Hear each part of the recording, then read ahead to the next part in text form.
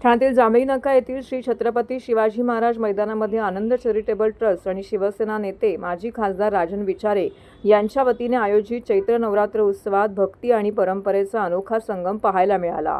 नवरात्रीच्या पहिल्याच दिवशी देवीची वाजत गाजत ढोल ताशा तसेच विविध कलाप्रकार व भाविकांनी नाचत गाजत देवीचं आगमन मिरवणूक काढली। त्यानंतर देवीची विधिवत पूजा करून स्थापना केल्यानंतर आगरी कोळी संस्कृतींचे दर्शन घडवीत विविध क्षेत्रात उल्लेखनीय कार्य करणाऱ्या समाजभूषण मान्यवरांचा विशेष सत्कार करण्यात आला।